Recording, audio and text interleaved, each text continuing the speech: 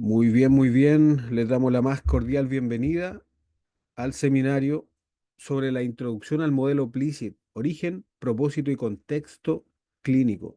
Agradecemos la presencia, ¿cierto?, de los que están aquí en la sala de Zoom, de quienes nos van a ver en nuestro canal de YouTube Somos Adipa y a quienes también, con quienes también nos vamos a encontrar en nuestras redes sociales, ¿cierto? Instagram y Facebook, para estar al tanto de los próximos seminarios.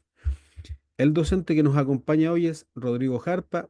Él es magíster en psicología clínica, doctor en sexualidad humana, miembro de la World Association for Sexual Health, director del Diplomado Internacional en Sexología Clínica, dictado aquí en ADIPA, y autor de variados libros en la temática de sexualidad.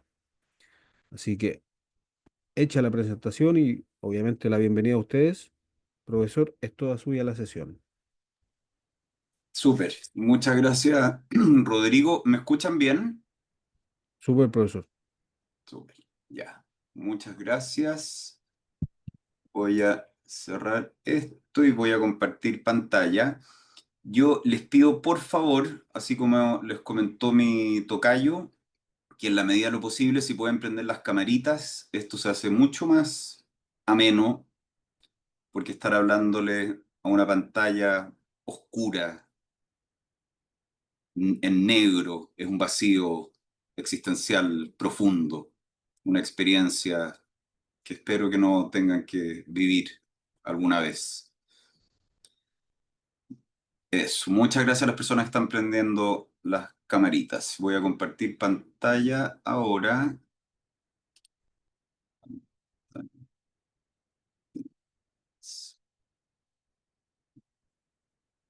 Ya, ahí se ve la primera diapo.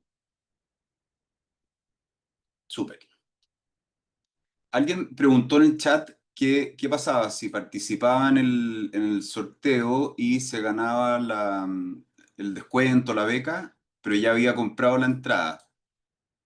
Yo no sé cuál será la política interna, me estoy saliendo del protocolo, pero si eso ocurre, yo le regalo alguno de mis libros, que me contacte, me diga qué libro quiere, y yo se lo llevo autografiado, envuelto, con un papel bonito, con una cinta, todo el cuento. Eso, qué tremendo, profesor. Ya, entonces voy a correr esta barrita para acá, si es que lo logro.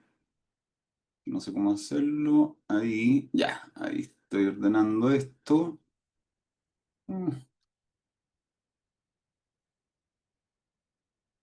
Buenísimo. Ya, qué entretenido porque hay varias personas de Chile, varias personas de México, que yo estoy esperando que me inviten a México a hacer algún curso presencial. Yo paso el dato nomás, ¿ya? Que me gusta tanto México, lo paso también cuando voy. Ya, y esto es lo último que tengo que sacar de acá y estamos ahí.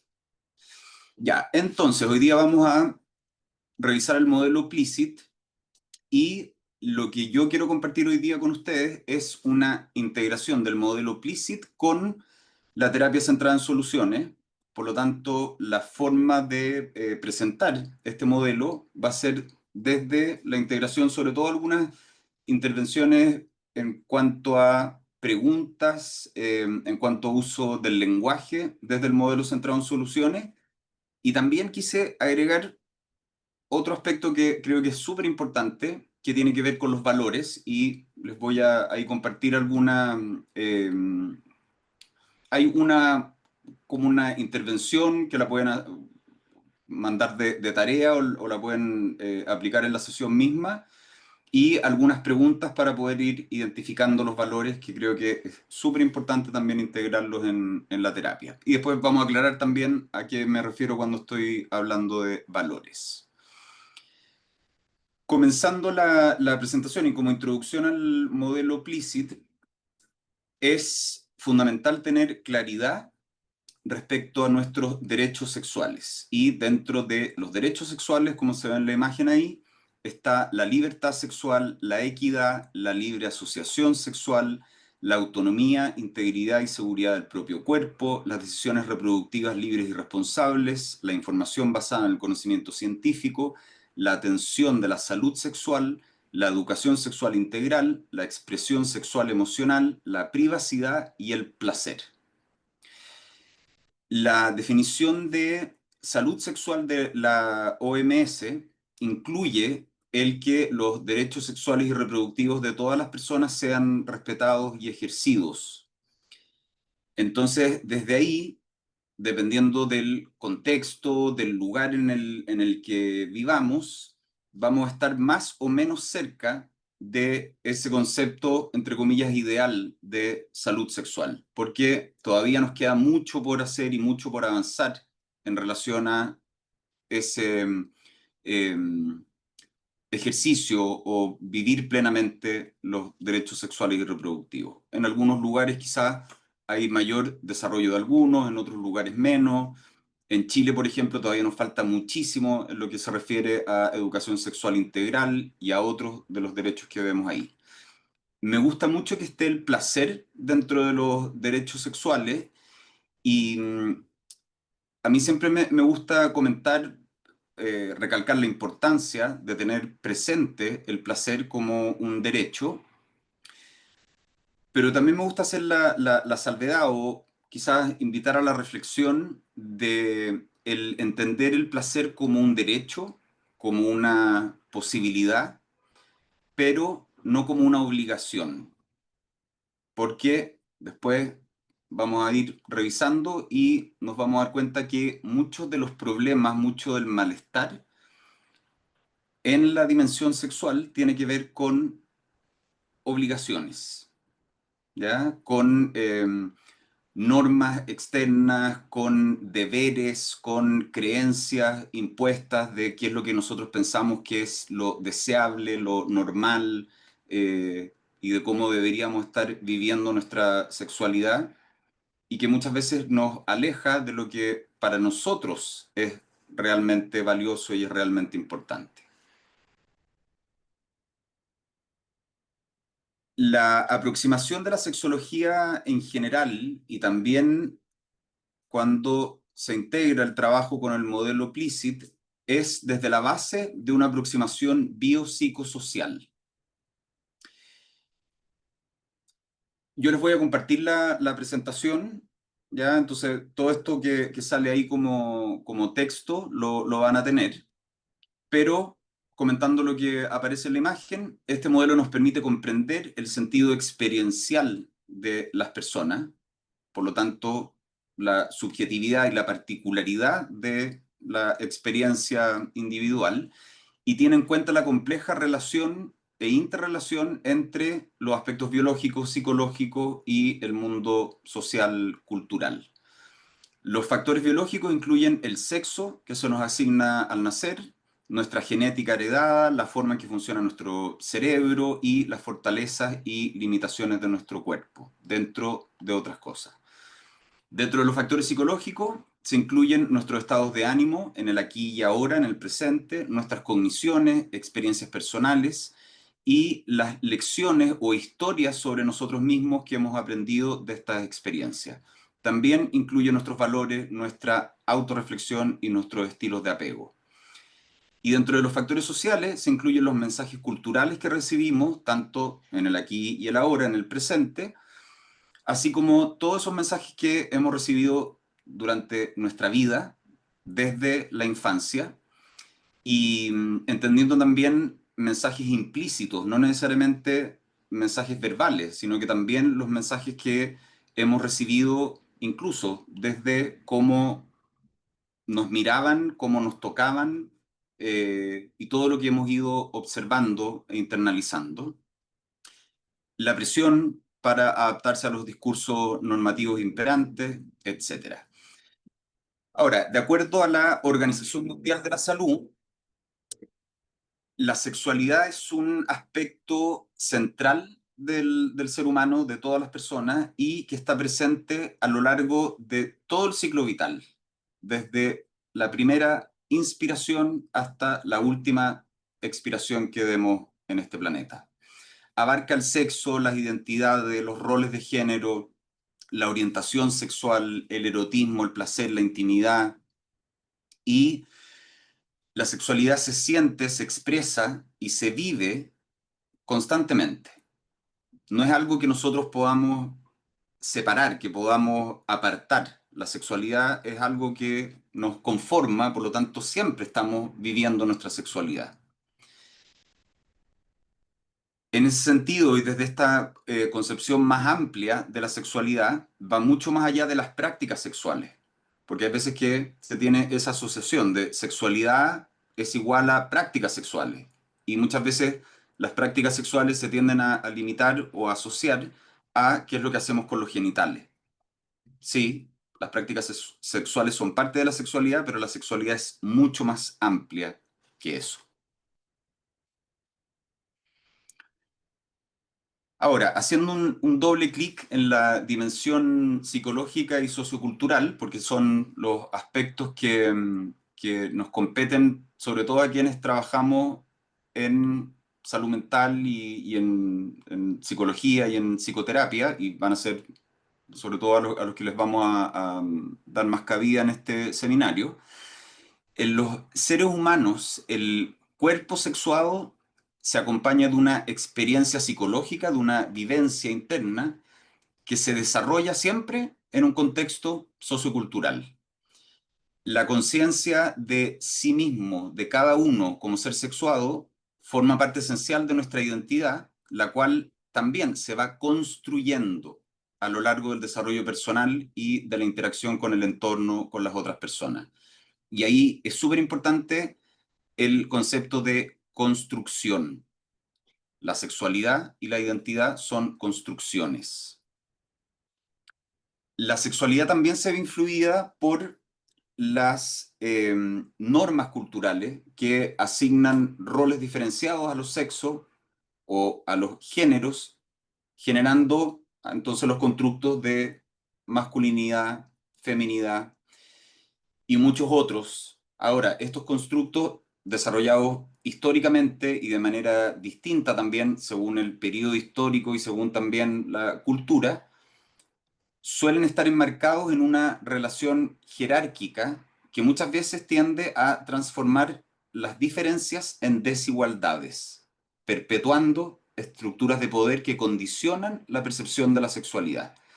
Y esto, quizás en palabras más simples, lo podríamos entender como la perspectiva de género, que es súper importante también tenerla presente al momento que trabajamos con otras personas, y creo que quizás tenerla presente eh, siempre. Puedo ser un poco extremista al usar algo tan radical, pero al menos en el contexto de la terapia es súper importante que tengamos presente esas diferencias. Ahora, mi invitación hoy día es, en parte, a responder a esta pregunta: ¿cómo reparar el espejo roto de la sexualidad? ¿Y a qué me refiero con el espejo roto de la sexualidad? Me refiero justamente a algo que les comentaba hace un ratito, que muchas veces la sexualidad se tiende a limitar o a reducir, por ejemplo, a las prácticas sexuales, o reducir o limitar solamente a lo biológico, o a partes del cuerpo, o a neurotransmisores, o a hormonas, o incluso, si es que caemos en una mirada que ponga solamente el foco en lo psicológico, en el fondo muchas veces se va parcializando y no logramos tener una aproximación integral hacia la sexualidad. Y lo que creo que es más pernicioso es que muchas veces en el contexto de la psicoterapia vemos la sexualidad como algo aparte, ¿ya? Como algo que si yo no tengo una formación específica en sexualidad, entonces yo no tengo que entrar ahí. Algo que solamente lo pueden abordar las personas que tienen formación en sexología. Pero como les decía, la sexualidad, al ser una cualidad inherente de todas las personas, siempre la estamos abordando. La podemos abordar en algunos aspectos de forma más directa o no, pero siempre la estamos abordando. Y mi invitación entonces es a que quizás nos abramos más a la posibilidad de integrarla de manera más directa, de poder abordarla y de no dejarla como esta parte tan distinta y que muchas veces la vemos con cierto recelo, con cierto temor, porque nos parece como que fuera algo muy ajeno.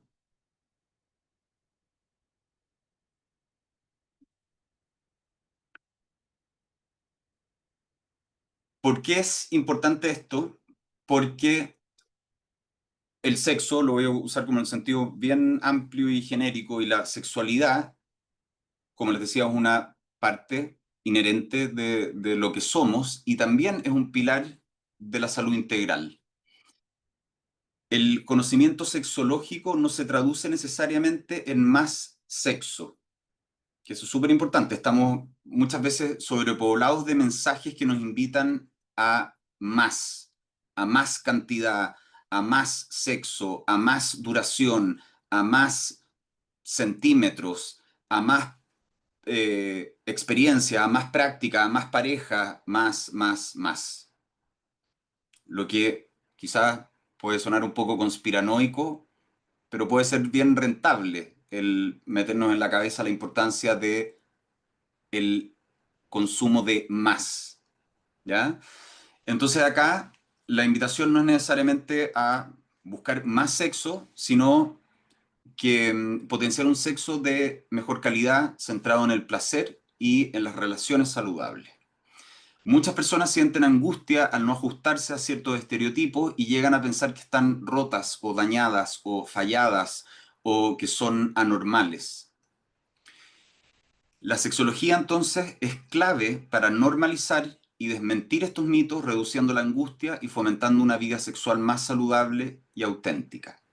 Ahora, mi invitación, de nuevo, no es necesariamente a que se formen en sexología, aunque si me preguntan a mí es maravilloso y un camino apasionante, pero que tengan presente que también desde su trabajo en la práctica clínica pueden potenciar ese bienestar sexual, pueden acompañar a las personas en ese camino de poder fomentar una vida sexual más saludable, auténtica, placentera, libre y genuinamente libre. Todas y todos nosotros podemos podemos acompañar a las personas a vivir su sexualidad con mayor autoconciencia, comprendiendo mejor sus propios cuerpos, los cuerpos de los demás también, y esto aporta y contribuye a un bienestar integral, promoviendo, por ejemplo, prácticas sexuales más placenteras, más seguras, prácticas basadas en el consentimiento, que ha cobrado tanta relevancia en el último tiempo, además de prevenir infecciones de transmisión sexual y embarazos no deseados, que muchas veces, por ejemplo, al menos en Chile, la educación sexual se limita mucho a aspectos biológicos y mucho a prevención de infecciones de transmisión sexual y embarazos no deseados. Y ahí nos quedamos con una parte súper chiquitita de todo lo que se debiese abordar. Ahora, si nosotros pensamos en los cuatro pilares de la salud, esta es una forma de verlo y pueden haber muchas otras formas distintas y puede ser que podamos integrar otros aspectos más, otras dimensiones como parte de la salud, pero podemos considerar la salud física, que incluye el funcionamiento orgánico del cuerpo y los hábitos saludables como la higiene, la alimentación, el ejercicio, etcétera. La salud mental, que la podemos entender como el equilibrio emocional, psicológico y social. No es solo la ausencia de trastorno, patología, sino la presencia de bienestar, de autonomía y capacidad de adaptación. A mí me gusta y me hace mucho sentido entender la salud mental como la capacidad de ser flexibles y de vivir de manera consistente con nuestros valores, con lo que para nosotros es profunda y genuinamente importante, con nuestro propósito, con nuestro sentido. La salud sexual considera aspectos eróticos, sexuales, reproductivos, poniendo énfasis en el consentimiento, la educación sexual y la prevención de enfermedades o infecciones. Y la salud espiritual, que quizás en este contexto puede llamar la atención porque estamos hablando de lo espiritual, porque también lo espiritual es una dimensión propia de todas las personas, ¿ya? No necesariamente tiene que estar relacionado a una doctrina o a ciertas creencias religiosas o prácticas religiosas. La espiritualidad también es parte de lo que somos. Entonces acá la salud espiritual la podemos entender como el sentido de pertenencia, la conexión humana y la creación de significado en nuestras vidas con una, entre comillas, higiene filosófica que puede o no incluir alguna religión formal.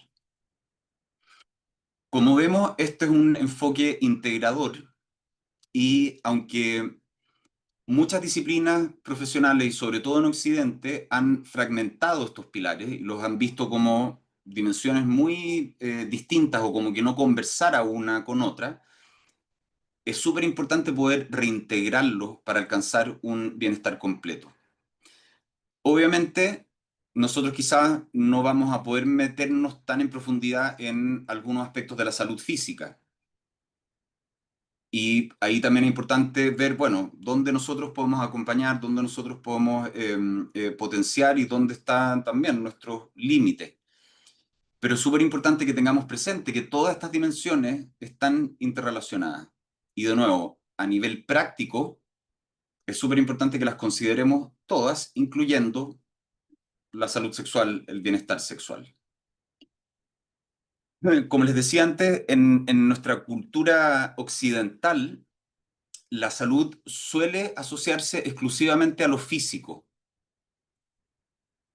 y muchas veces suele asociarse a lo físico y a la capacidad de trabajar o de reintegrarse al trabajo una vez que alguien no ha estado bien físicamente. Entonces muchas veces desde ahí el foco se pone en encontrar soluciones rápidas como tomar una pastilla. Sin embargo, este es un enfoque limitado porque la salud general y de manera integral abarca mucho más que el bienestar físico, ¿ya? Y se sostiene en estos cuatro pilares y los cuatro pilares son fundamentales, todos igualmente importantes y que requieren de cuidado constante.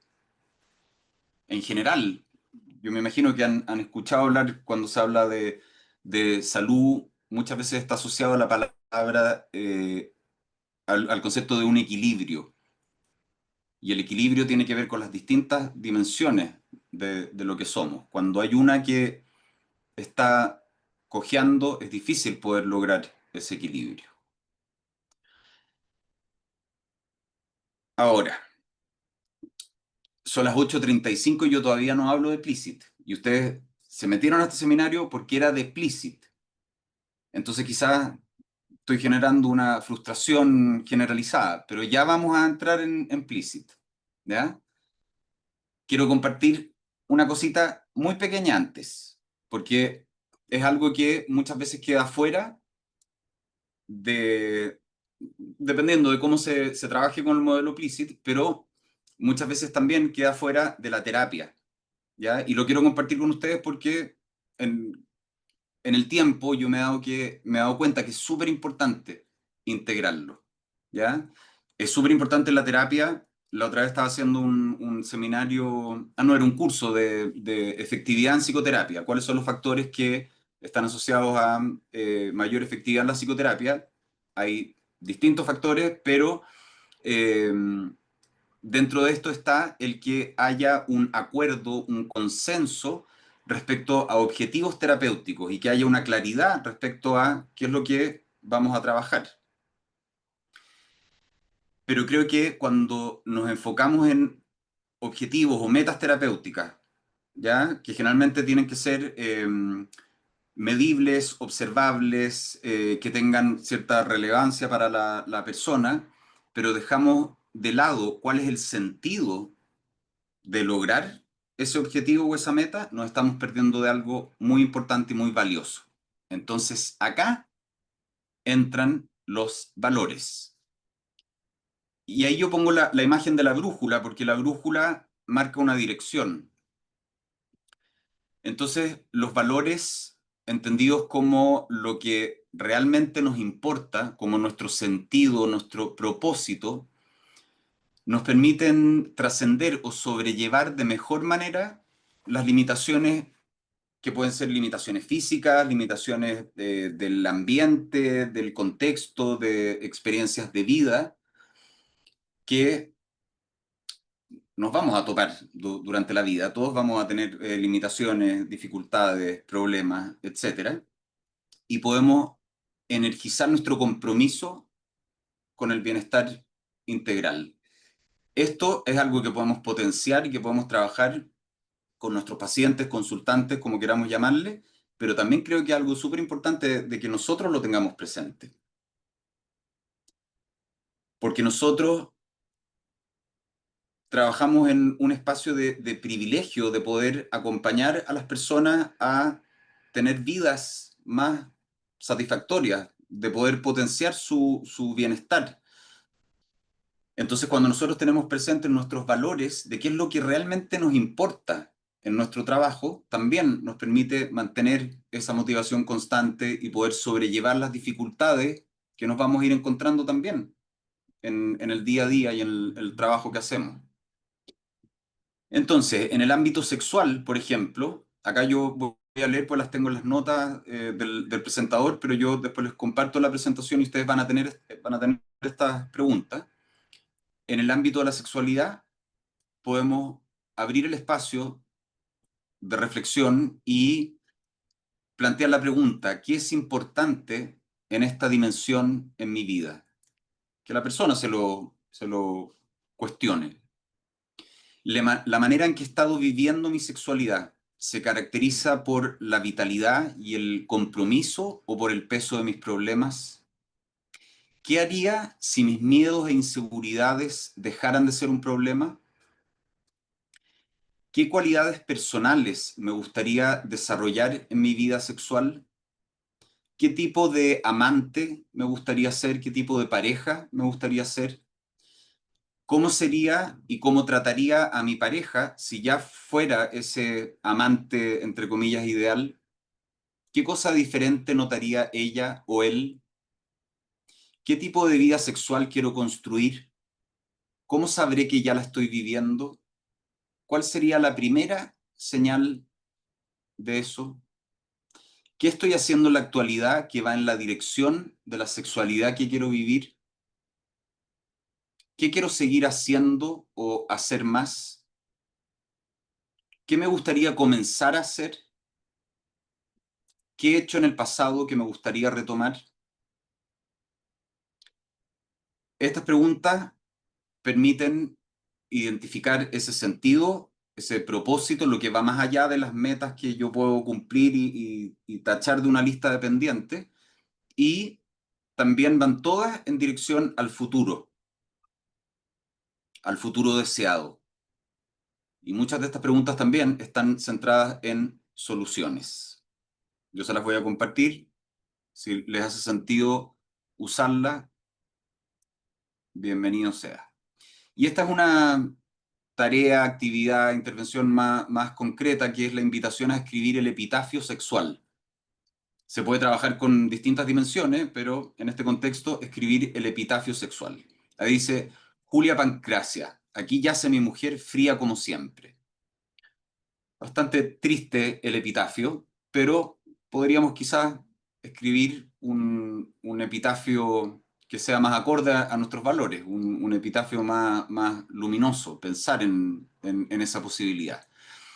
Entonces, un epitafio es el texto que honra a una persona que ha muerto, y la idea de este juego, tarea, experimento, como quieran llamarle, es que nuestro paciente consultante escriba su propio epitafio sexual, la manera en que le gustaría ser recordado o recordada específicamente en lo que respecta a su sexualidad. Entonces, por ejemplo, un epitafio podría ser: aquí descansa alguien que vivió su sexualidad con libertad, disfrutó del placer como un derecho y construyó vínculos llenos de amor y respeto. A mí me encantaría que ese fuera mi epitafio sexual. Y el epitafio apunta a los valores.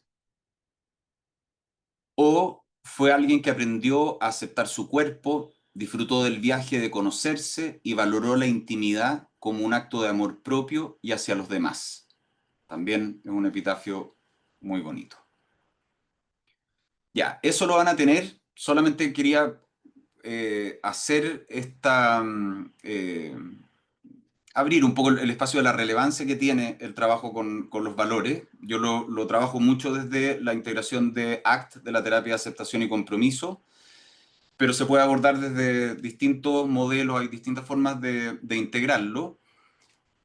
Y si no lo hacen, yo les dejo ahí el bichito, la puertita entreabierta para que exploren el trabajo con los valores, porque es súper bonito y es muy potente también lo que genera y cómo va alimentando los procesos y les va dando mucho más sentido a los objetivos y a esas metas terapéuticas que nos podamos proponer. Ahora, entrando de lleno al modelo PLICIT. Muchos y muchas profesionales, colegas de la salud mental no ofrecen terapia sexual. Y está bien, para hacer terapia sexual sí se requiere una formación específica, ¿ya? Sin embargo, dado que las preocupaciones sexuales o las dificultades sexuales son sumamente frecuentes, ya sea que se presenten de forma explícita o quizás de forma más solapada bajo otros motivos de consulta, nosotros como terapeutas tenemos la responsabilidad de brindar una atención adecuada a estos temas, ¿ya? Sobre todo si es que surgen de manera explícita, poder acompañar de manera adecuada. Pero para acompañar de manera adecuada no es necesario tener una formación en sexología, haber hecho el diplomado, que me encantaría que lo hicieran porque creo que es una experiencia muy valiosa, o tener formación específica en terapia sexual. La profundidad de esta atención va a depender de la formación de cada persona, de los intereses personales y también de los valores. Pero como mínimo implica tener un abordaje cuidadoso de los aspectos sexuales relevantes para la persona y sobre todo considerar su impacto en el bienestar integral de esa persona. Y considerar también el impacto que puedan tener o no en el tratamiento o en la necesidad de derivar, de hacer derivaciones especializadas, ¿ya? Entonces, acá el modelo PLICIT describe distintos niveles de implicación profesional ante las problemáticas sexuales y es importante considerar que toda persona que ejerce clínica puede y creo yo que debiera ofrecer al menos cuidados básicos en bienestar o salud sexual. Este modelo fue propuesto por el sexólogo Jack Anon en 1976 y él lo propone como un modelo de terapia para tratar las disfunciones sexuales y que es perfectamente adaptable a la actividad clínica diaria y que él denominó con el acrónimo de PLICIT. Entonces, ¿qué es este acrónimo? El modelo PLICIT se basa en la idea de que la mayoría de las personas pueden resolver sus problemas sexuales o dificultades antes de que pasen a ser problemas propiamente tal, siguiendo un programa de 4 niveles de intervención. ¿Cuáles son? Y acá vamos a entender el porqué de este acrónimo PLICIT. En primer lugar, permiso. En segundo lugar, información limitada, que en inglés es limited information, por eso sería la P de permiso, después viene LI, plea, limited information, después sugerencias específicas, que en inglés es specific suggestions, que sería la SS, y después terapia intensiva, que en inglés es intensive therapy, que sería la IT, PLICIT. Ahí está la explicación del el misterio del acrónimo. Este modelo reconoce que algunos problemas sexuales requieren un tratamiento más en profundidad que otros, pero la mayoría de las dificultades se benefician de los tres primeros niveles. ¿Cuáles son los tres primeros niveles? Permiso, información limitada, sugerencia específica. Mientras que solamente algunos necesitan la terapia intensiva, que sería el cuarto nivel. ¿Por qué sería importante conocer y idealmente integrar, perdón, el modelo PLICIT? Porque los problemas sexuales tienen una alta prevalencia y pueden afectar de manera importante en la calidad de vida de las personas. La mayoría de las dificultades no llegarán a ser disfunciones si se ofrece información y asesoramiento adecuado. Muchas veces las dificultades pasan a ser disfunción mediante los intentos de solución de la persona. Entonces, si nosotros intervenimos antes, por ejemplo, planteando intentos de solución que sean más efectivos, eventualmente no llegaría a transformarse en una disfunción propiamente tal. El primer nivel, permiso. Muchos problemas sexuales son causados o mantenidos por la ansiedad, la culpa o la inhibición. Que él o la profesional permita al consultante expresar sus preocupaciones ayuda a que se sienta normal y aceptado. Y también permite tener un vínculo más integral, una aproximación más integral con la persona que estamos trabajando. Porque muchas veces podemos abordar las distintas dimensiones, eh, el área académica o laboral, los vínculos, las relaciones, qué intereses tiene la persona, cuáles son sus hobbies, la salud física, si practica deporte, etcétera. Pero hay veces, como les decía, que lo sexual lo dejamos ahí y mejor no nos metemos.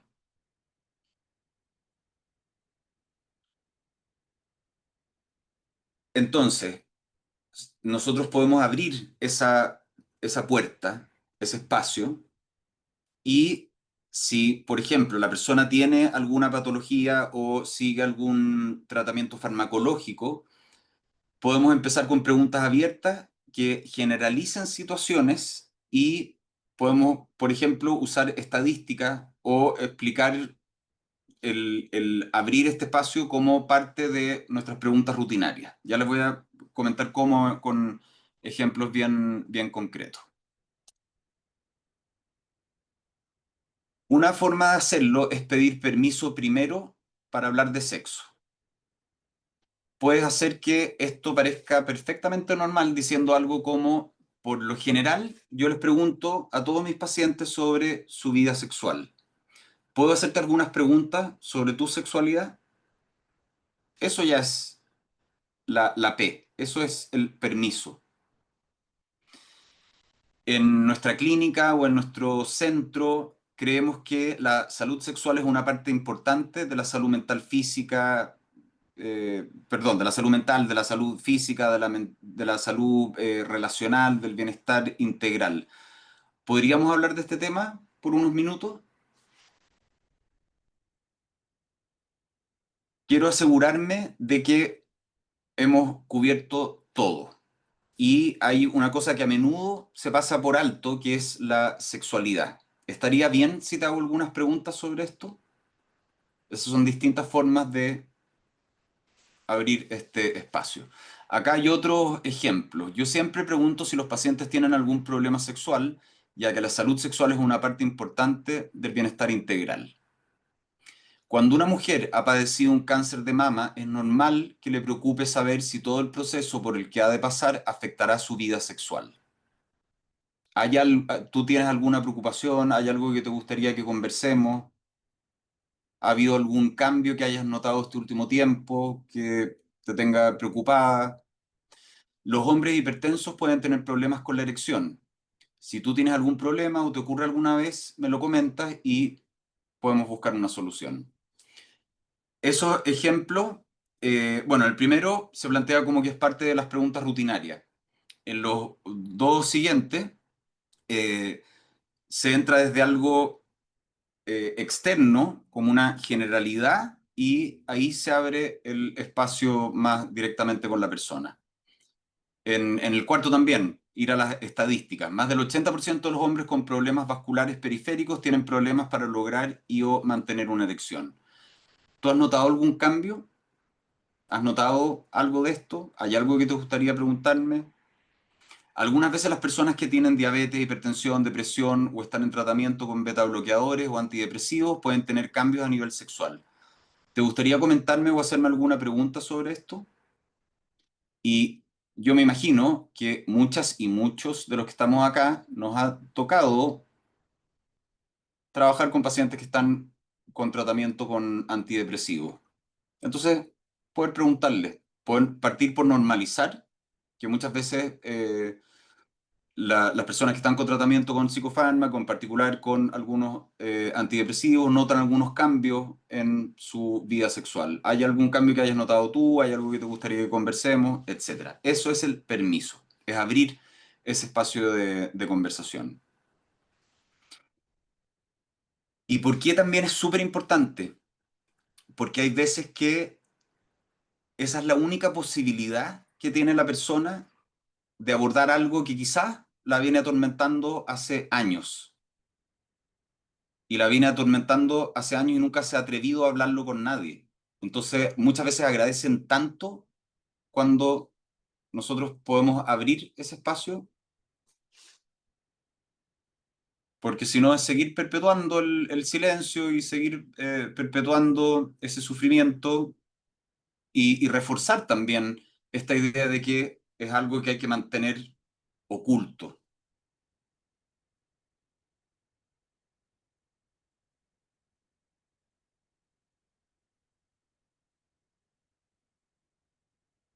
La comodidad de nuestros pacientes, consultantes, usuarios, como queramos llamarle, frente a nuestro enfoque y cómo nosotros abordemos o cómo planteemos esta pregunta, se puede facilitar si es que nosotros abordamos estos temas que para algunas personas pueden ser delicados, siguiendo un orden progresivo, ¿ya? ¿Cuál es este orden? Desde el pasado hacia el presente y desde aspectos cognitivos hacia conductas específicas. Esto muchas veces es más cómodo, resulta menos amenazante para la persona. Por ejemplo, eh, por lo general resulta más cómodo comenzar preguntando qué aprendiste sobre la masturbación cuando eras niño o niña y luego avanzar a preguntarle, por ejemplo, cuál es tu actitud frente a la masturbación hoy, y de esta forma eventualmente poder llegar a la pregunta de con qué, por ejemplo, podemos de nuevo, pasado, con qué frecuencia te masturbabas durante la adolescencia y pasar a la pregunta de conducta específica en el presente, con qué frecuencia te masturbas hoy. ¿Ya? Esto se los voy a dejar, pues les puede servir como recordatorio, creo que es súper clarito y práctico, que de nuevo es el modelo LAB, que también es un acrónimo, a los gringos les encantan los acrónimos y yo creo que sí, yo me he ido haciendo cada vez más amigo porque sirven para recordar. Entonces, lab como de laboratorio, la L es de learnings, aprendizaje, y ahí nos vamos al pasado. ¿Quién te habló por primera vez sobre sexualidad? ¿Qué aprendiste sobre el contacto físico, el coito, el sexo oral? La A de actitudes. ¿Qué pensabas sobre eso en ese momento? ¿Ya? Ahí todavía estamos en lo cognitivo. ¿Qué piensas ahora? Y después ya entramos de lleno en las preguntas. ¿Cuántos años tenías cuando tuviste tu primera relación sexual? ¿Con qué frecuencia tenías relaciones sexuales? ¿Con qué frecuencia tienes relaciones sexuales actualmente? ¿Con qué frecuencia te gustaría tenerlas, por ejemplo? Cuando seguimos esa secuencia, en general, se hace más orgánica la conversación, a diferencia que si partimos de una, como primera pregunta, ¿con qué frecuencia tienes relaciones sexuales hoy?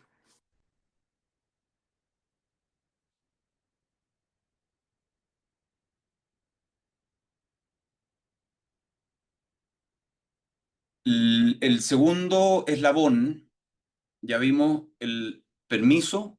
Segundo eslabón, información limitada. Es importante ajustar la información que se ofrece al consultante sobre la demanda solicitada. La mayoría de las veces es necesario contextualizar la sexualidad dentro del marco del bienestar, los derechos y la autonomía. Aquí dice la anatomía, yo quería decir autonomía. Eh, Eso vuelve a reforzar también el permiso, como la importancia de estar hablando de esto. Acá también podemos indagar en la información que las personas ya manejan y reforzar todo lo que sea de utilidad. También podemos entregar información objetiva con base científica y adecuada al lenguaje del paciente. Súper importante que adecuemos el lenguaje.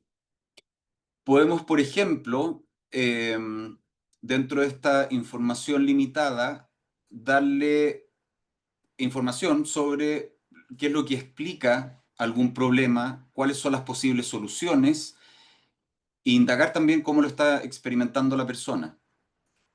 Podemos entregarle información sobre la anatomía, sobre la fisiología de la respuesta sexual, así como también de la diversidad en su expresión, de las distintas formas de experimentar la respuesta sexual. Información sobre distintas prácticas sexuales, información sobre prácticas o formas de autocuidado.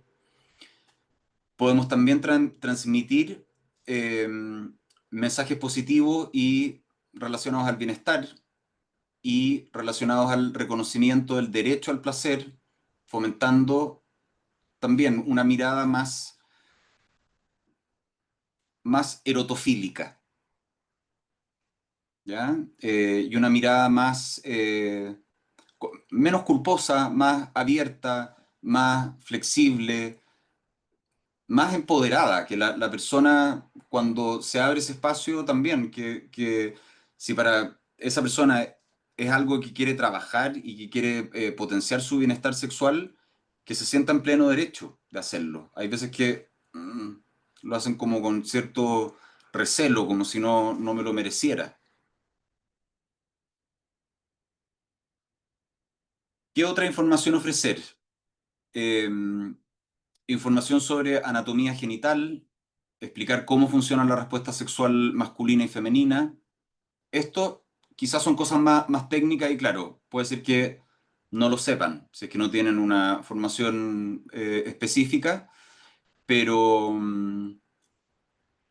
yo les puedo compartir algo como material complementario introductorio, ¿ya? Porque ahí en particular, eh,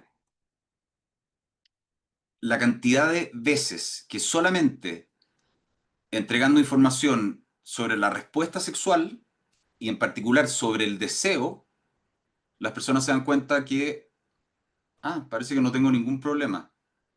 Quizás el problema es que no estaba deseando como yo pensé que había que desear.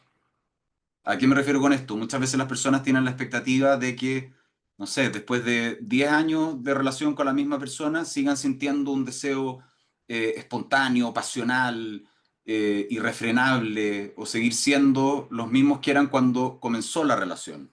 Entonces, explicar cómo eso va cambiando, hablar sobre el deseo reactivo, que no sé si conocen el concepto del deseo reactivo o secundario, pero que es un deseo que surge a partir de la estimulación, no es que esté ahí como a priori y que más encima que a los dos les venga el deseo de la nada. Entonces poder entregar información, psicoeducar, hay veces que es la solución. Y es tan potente y tan profundo lo que pasa porque muchas veces se sale una etiqueta o una identificación con que yo tengo un problema o yo soy... esto es algo que ya no lo escucho mucho en la consulta, pero sí lo escuché muchas veces, que yo soy frígida, sobre todo las mujeres, soy frígida, los hombres soy impotente. Entregar información sobre la disfunción sexual concreta por la que se consulta, cuáles pueden ser los factores predisponentes, desencadenantes, mantenedores y soluciones. Ya el solo hecho de hablar de soluciones tiene un efecto terapéutico porque se pueden visualizar soluciones y aumenta, entonces también pueden ser expectativas de autoeficacia o también tener una mirada más optimista respecto al futuro sexual. Entregar información sobre las repercusiones que una disfunción sexual puede tener en ambos miembros de la pareja. Eso también ayuda a normalizar, ¿ya? El cómo se están sintiendo, cómo lo están experimentando. Exponer esta información consigue que la persona confíe en su resolución porque le permite darse cuenta de que su problema no es único. Y eso también es tremendamente terapéutico, tranquilizador, ¿ya?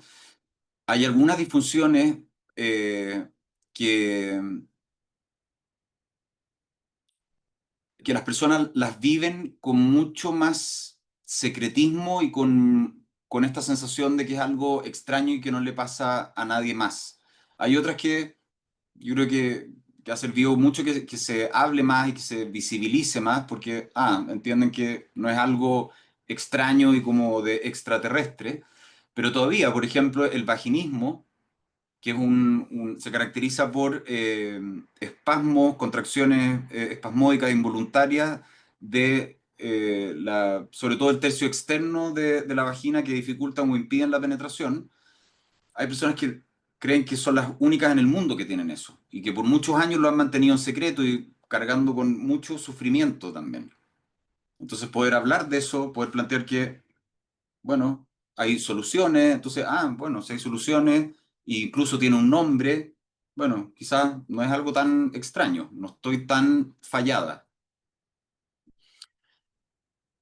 Entonces esto ya se considera una intervención terapéutica. Por ejemplo, también si un paciente joven, sano, nos comenta que ha estado teniendo dificultades para mantener la erección al estar con otras personas, pero que no tiene ninguna dificultad en la masturbación o que despierta en las mañanas con erección, por lo tanto, ahí podríamos descartar que hay algo orgánico, porque es algo más situacional. Eh, Podríamos ahí ofrecerle información o animarlo a preguntarse también, porque hay veces que este ofrecer información también puede ser a través de preguntas, que la información venga de la persona, pero para eso nosotros tenemos que suscitarla, que abrir ese espacio. Entonces que él pueda preguntarse si su dificultad era realmente un problema, una disfunción, o quizás es algo esperable, entendible por las circunstancias o porque quizás con las personas con las que ha estado no ha sentido mucho interés o atracción o que habían otras razones que hacen entendible que no hubieras tenido erección en estas ocasiones. Porque también puede ser que le haya pasado dos veces y que a todos nos puede pasar, pero esas dos veces ya hacen que se prendan todas las alarmas y entra como casi que en un estado de pánico porque no entiende que es algo que puede pasar y sobre todo que puede ser súper entendible dado el contexto, ¿ya? Acá, uy, ya son las 9:05 ya, pero quiero hacer este comentario. Porque acá vemos cómo es súper importante tener en consideración los aspectos culturales y la perspectiva de género. Pasa mucho todavía que eh, los hombres o sea, creen que tienen que funcionar como si fueran una especie de robot, ¿ya? Y es como que si tienen la oportunidad, tienen que excitarse, tienen que tener erección, tiene que funcionar todo perfecto. Incluso si es que la persona con la que se están relacionando no les gusta. Y eso yo lo he escuchado muchas veces. Que voy indagando un poco y, no sé, de repente le pregunto, a ver, ¿y cómo se llamaba? Y hay veces que ahí ya me miran raro, así como, pero ¿qué importancia tiene? ¿Cómo se llamaba? ¿Ya? Y si se acuerda el nombre, después, bueno, después yo, hay veces que llego a la pregunta, ¿y te gustaba? Y me dice, no. Pero bajo la norma macho, la creencia es que se debiese haber excitado incluso si no le gustaba, que a mí me parece una cosa como... Pero bueno, eso sigue operando.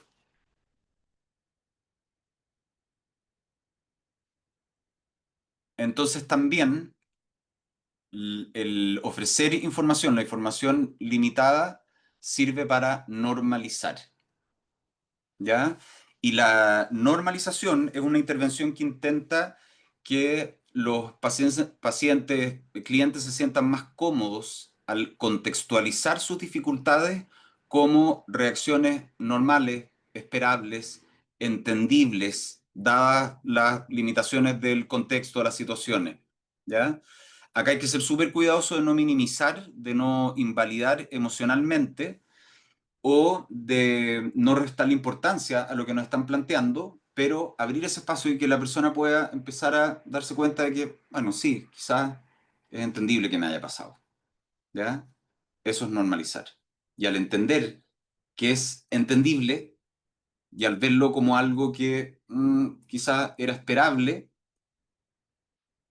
puede ser que eso sea suficiente, porque la persona ya no cree que es un problema a solucionar. Y de nuevo, muchos de los problemas son o surgen o se mantienen porque la persona intenta solucionar algo cuando no hay que solucionar nada. Tiene que ver con los intentos de solución.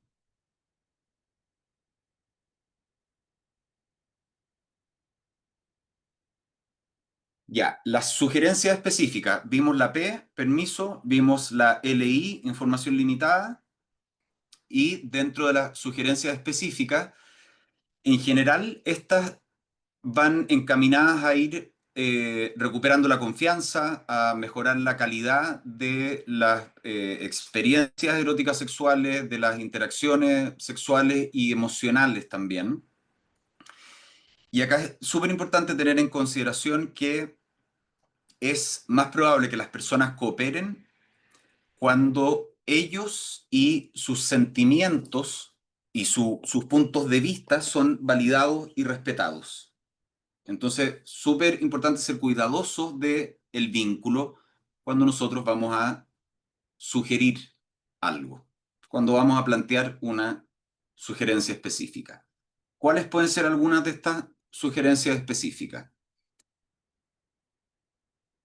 Por ejemplo, pensar en el sexo de forma más positiva, usar la fantasía, la estimulación cognitiva, conocer y sentirse seguro o segura con la propia respuesta sexual.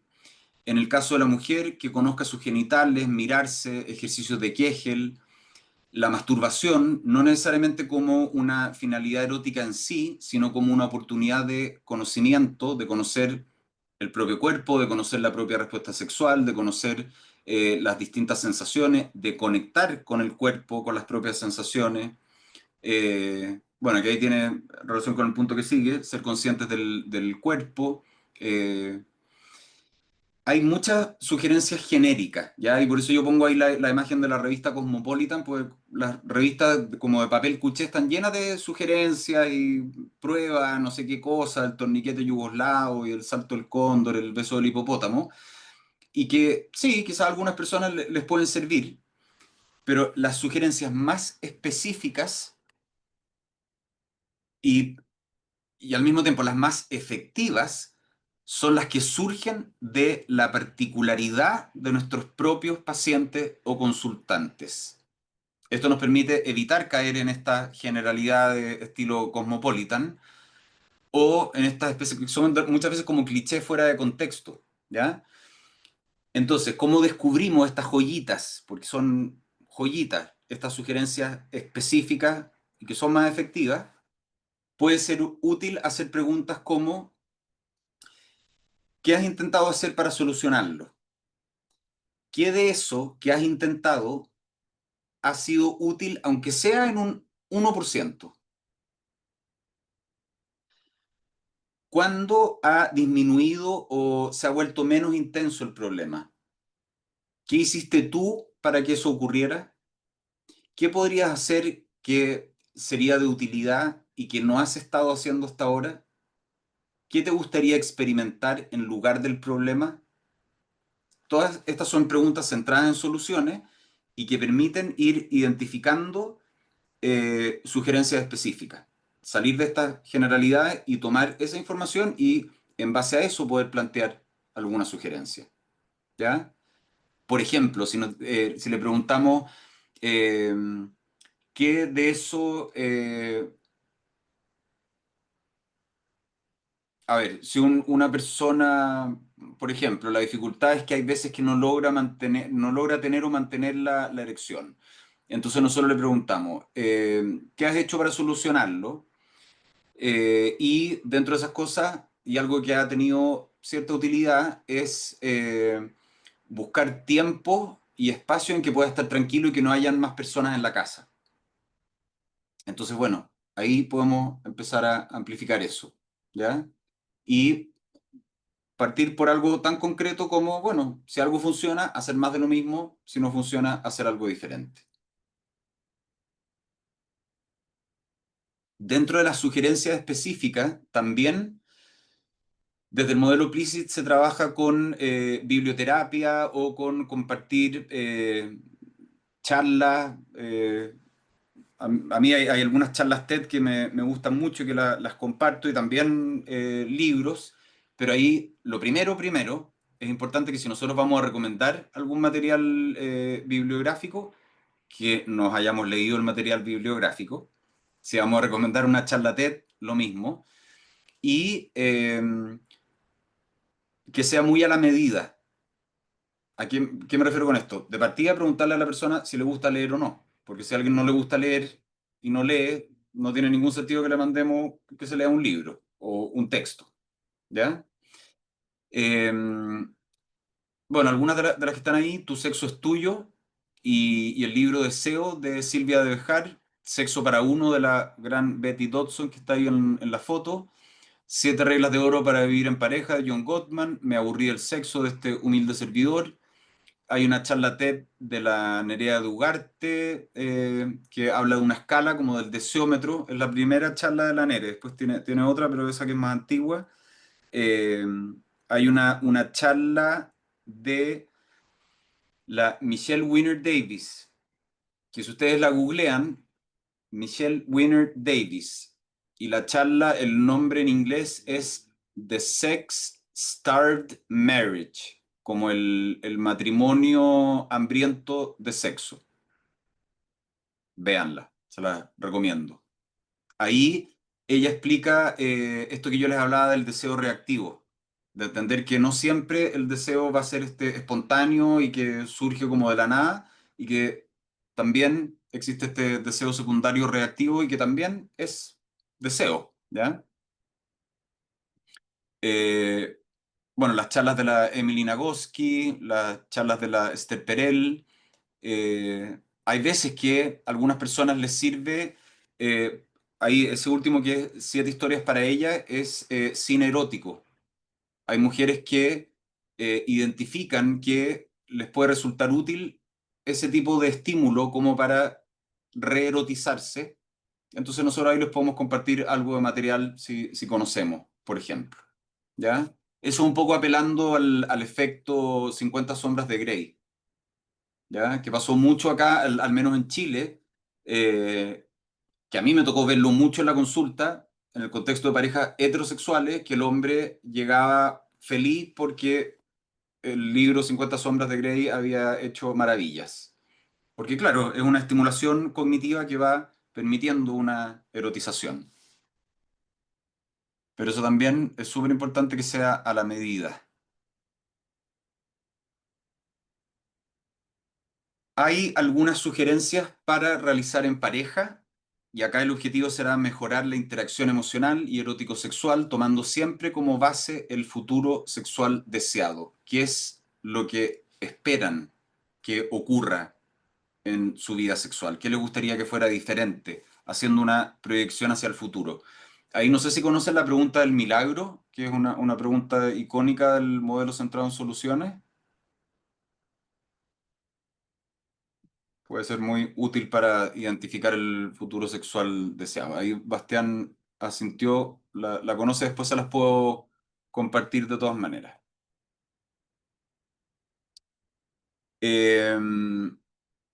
Entonces, acá, por ejemplo, se pueden sugerir encuentros planificados y aproximaciones graduales.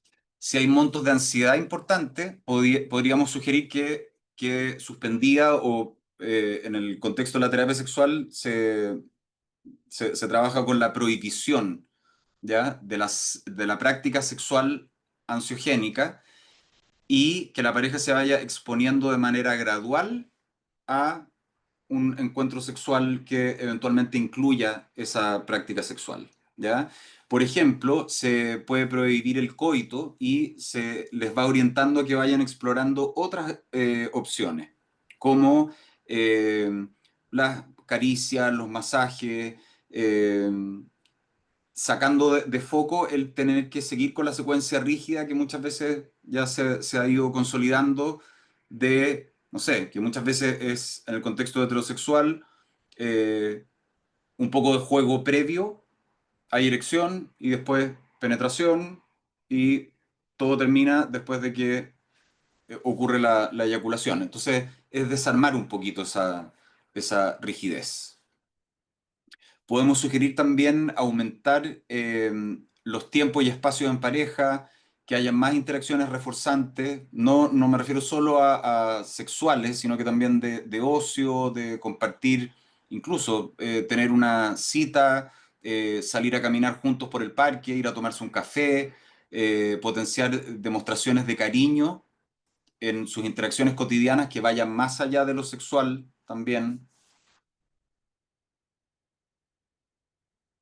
Ahora, en la última fase, la terapia intensiva o terapia sexual, ¿cuándo derivar? En el caso de que el problema persista, derivar a terapia sexual y que la persona o la pareja reciba tratamiento especializado, entendiendo que la terapia sexual es el recurso terapéutico más efectivo para las disfunciones sexuales. La buena noticia es la siguiente: muchas de las dificultades sexuales se solucionan con esta secuencia. Preguntar y dar permiso para que la persona se exprese. Permiso. Ofrecer información objetiva y científica desde una perspectiva biopsicosocial. Información limitada. Ofrecer sugerencias específicas y eventualmente, si nada de eso ha funcionado, entonces pensar ya en una terapia sexual o terapia intensiva. En el caso de que la dificultad persista y que nosotros veamos entonces que es necesario derivar a terapia, importante tener redes de derivación, saber a quién derivar, saber también cómo trabaja, ¿ya? Cuál es la aproximación que tiene. Entonces, acá es súper importante ir armando redes, ¿ya? Y más aún, si ya están haciendo terapia sexual propiamente tal, es súper importante tener redes, ¿ya? Porque, por ejemplo, yo como psicólogo, si estoy trabajando, por ejemplo, un caso de disfunción eréctil, eh, que tengo sospecha de que quizás podría haber algo orgánico, tengo que saber a quién derivar y que evalúe si es que hay algo orgánico. Y también saber si esa persona eh, va un poco en mi misma línea, ¿ya? Porque ¿a qué me refiero con esto? Si yo no tengo 100% claro de si es que quizás hay algo orgánico a la base y lo derivo a un urólogo y el urólogo descarta todo lo orgánico, dice, no, orgánicamente está todo perfecto, ¿ya? Pero igual te voy a dar unos Viagra. Eso al menos va en contra de mi forma de entender el proceso, ¿ya? Entonces, súper ahí importante armar equipo. ¿Cuándo más derivar? Cuando hay otro tipo de problemas de pareja asociados, o ahí ya entrar en una terapia, que puede ser también terapia de pareja, no necesariamente terapia sexual, pero terapia propiamente tal, más que quedarse solamente con estas intervenciones. cuando hay problemas, otro tipo de problemas psicológicos o psiquiátricos asociados, cuando después de nuestras intervenciones no se ha solucionado el problema, o incluso si es que vemos que se ha mantenido o que ha aumentado, en caso de dolor durante las relaciones sexuales, ahí la primera sugerencia, y es súper importante, suspender las prácticas sexuales que generan dolor y consultar. Ahí no hay muchos grises, ¿ya? Es súper importante que consulten con, puede ser una kine especialista en disfunciones del piso pélvico, y suspender las prácticas sexuales que generan dolor, para no seguir reforzando esa especie de condicionamiento aversivo.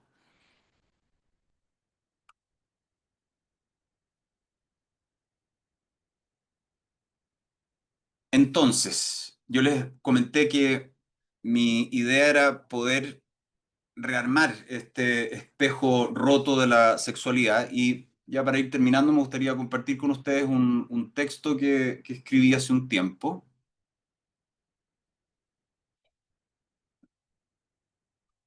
que se los voy a compartir de todas maneras, eh, adjunto a la presentación.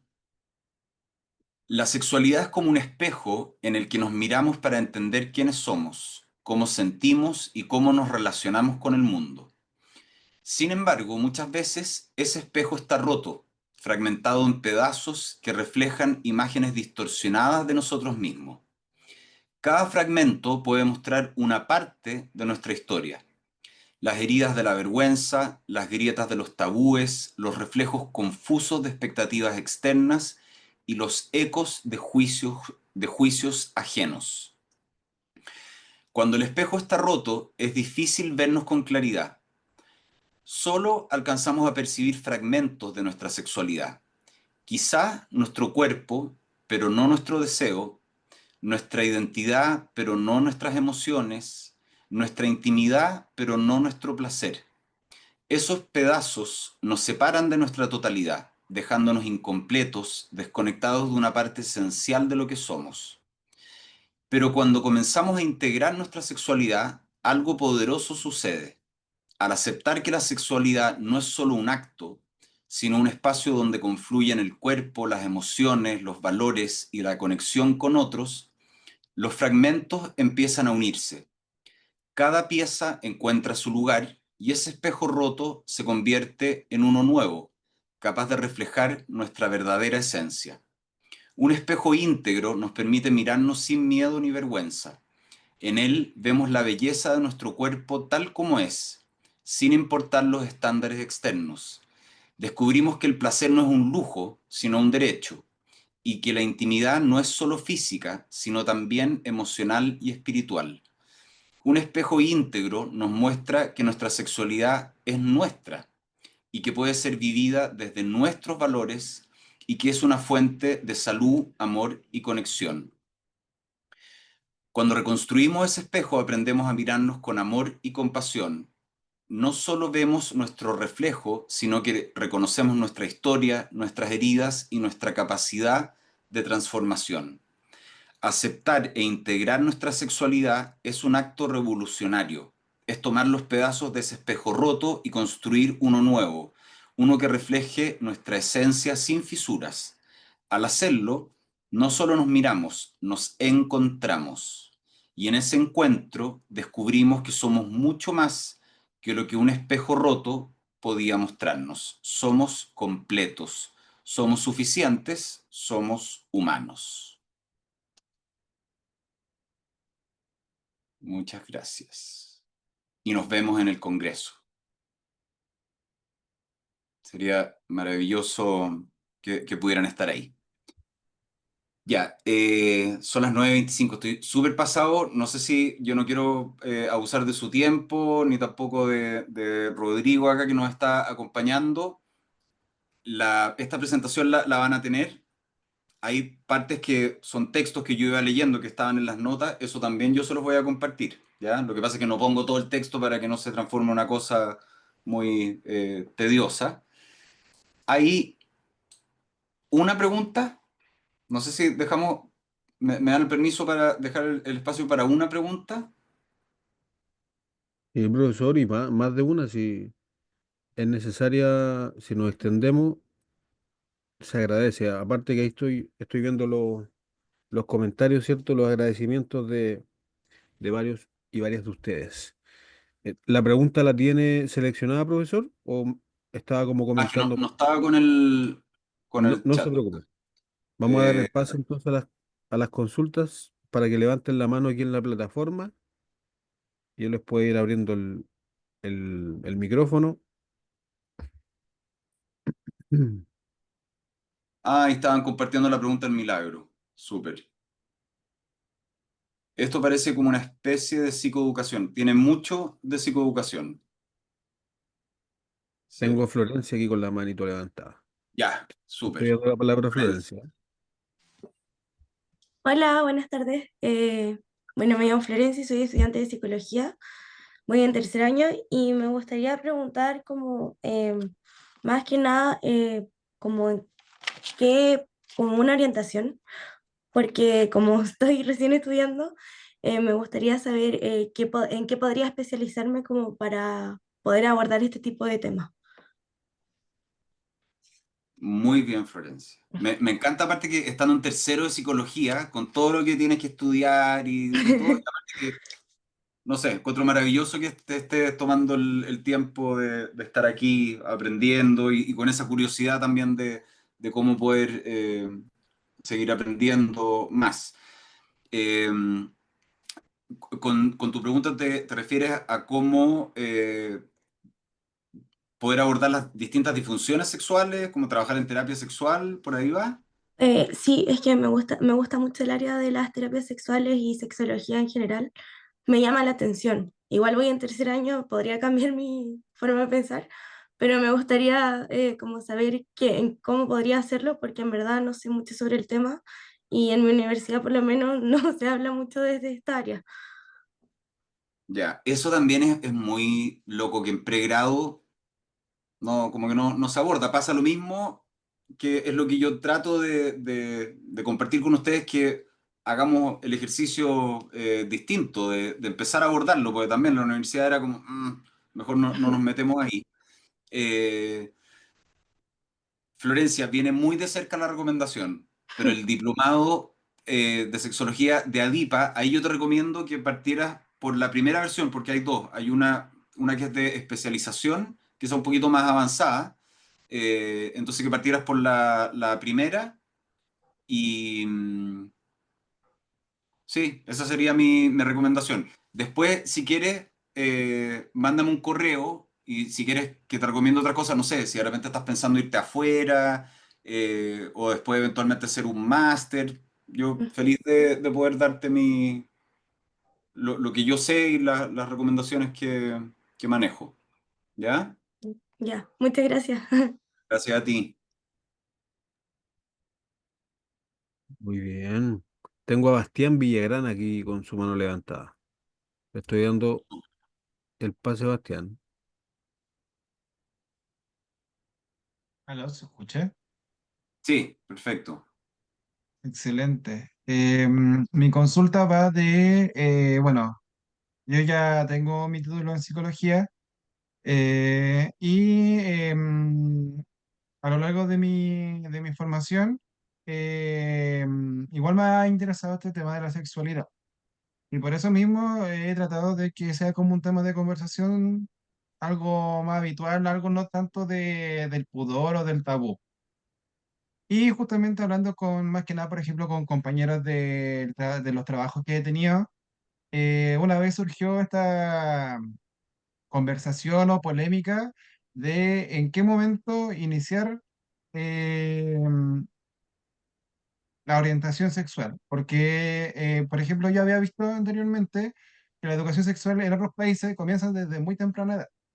Por ejemplo, desde primero básico, explicando que cosas básicas que la mujer tiene una vagina y el hombre tiene un pene.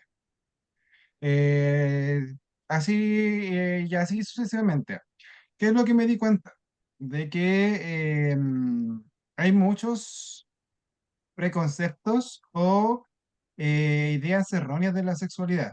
Por ejemplo, de que educación sexual es básicamente centrarse en que la penetración, em, cómo desde un punto de vista psicológico o quizá un poco más general, podemos abordar un poco el tema de dejar de que esto sea tan tabú. El tema de que, por ejemplo, la sexualidad sea solamente algo de penetración y no abordar otros temas más importantes o temas que rodean la sexualidad, como el tema del consentimiento, el tema de cómo evitar o qué hacer en caso de presenciar o saber o ser víctima de un abuso. ¿Cómo podemos abordar el tema de la sexualidad en una sociedad que el sexo es tan incómodo de tocar? Ya, súper. Bastián, ahí lo que no me queda muy claro es en qué contexto, en el contexto clínico con consultante o... Ahí me perdí. No, no, no, no. Más que consultante, como orientación. O sea, ya, digamos que sí, un consultante. Como alguien que llega a una consulta y, por ejemplo, tiene dudas sobre cómo iniciar esta conversación con el hijo o con la hija.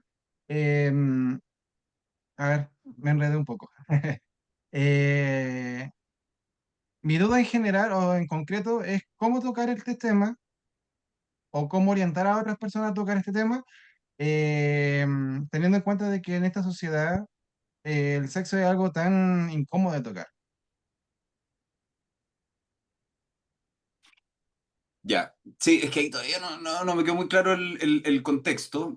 Pues ahí tú me pusiste el ejemplo como como unos papás de cómo abordarlo con los hijos.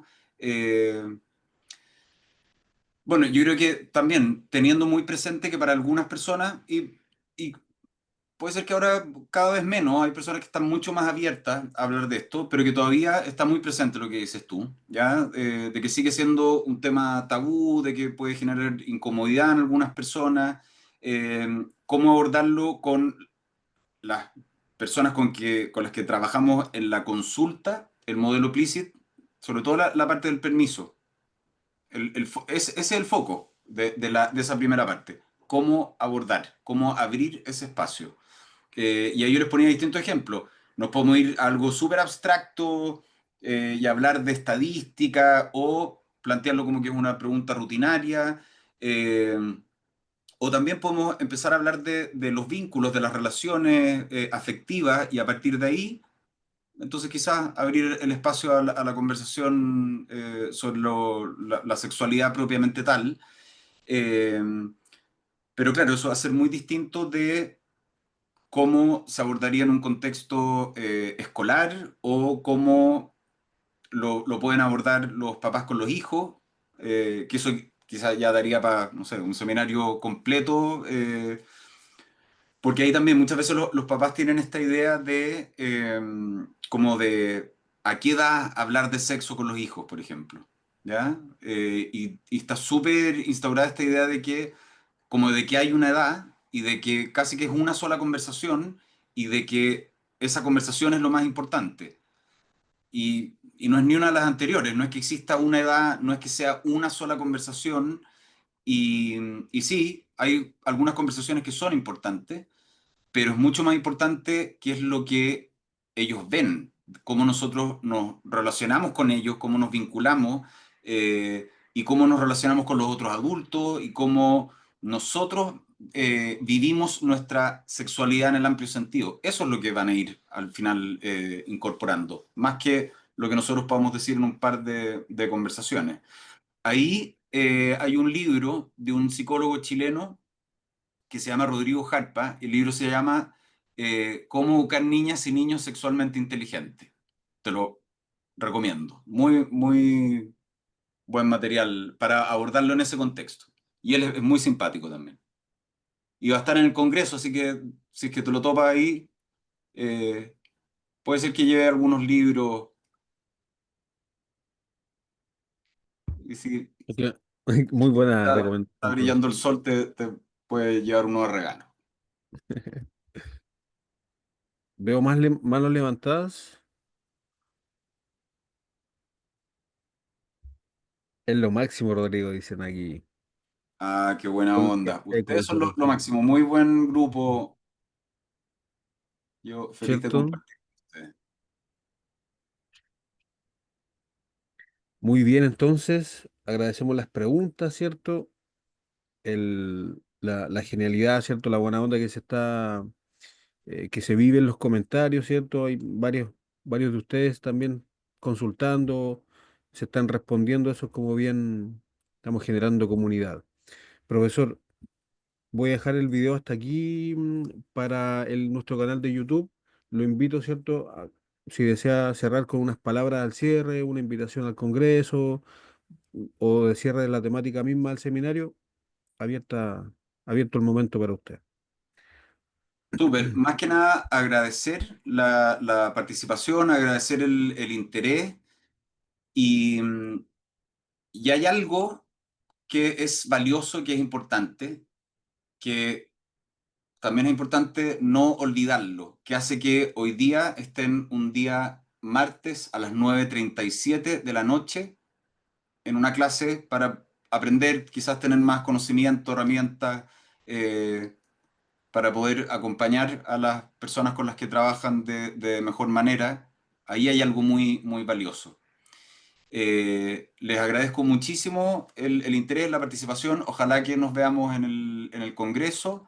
A las personas de México que me inviten a hacer una capacitación, taller, charla, puedo hacer lo que quieran, animaciones de eventos, bingo, bautizos, matrimonios, lo que sea en México. ¿Ya? Les mando un abrazo muy grande y suerte ahora en el sorteo.